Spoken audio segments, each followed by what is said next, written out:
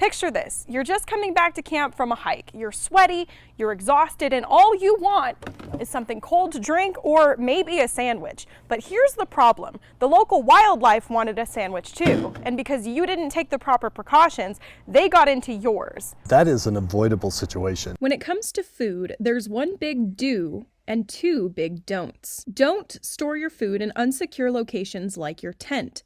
Do lock up your food, but when it's time to eat, don't eat it in your tent. Bears have a great sense of smell, and they will find your tent and get into it. Fish and Game says if bears get used to eating people food, they become dependent on it, and that can get dangerous for people and bears. Unfortunately, the outcome with food-conditioned bears is that they typically have to be captured and euthanized because they become a public safety hazard. Bears have already been getting into trash this year, especially in the Wood River Valley area.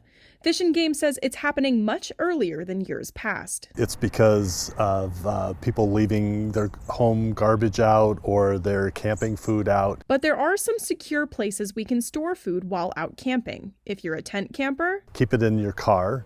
That's the best. Fish and Game says you can always hang food from trees as long as it's 10 feet up and away from the base. If you can, locking up your cooler is a good way to keep your snacks safe. Bears are very smart.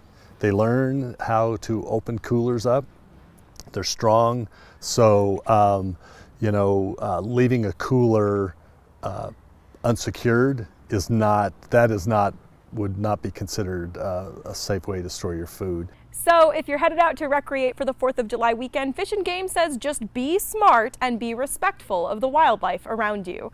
In Twin Falls, Natasha Williams, Idaho News 6.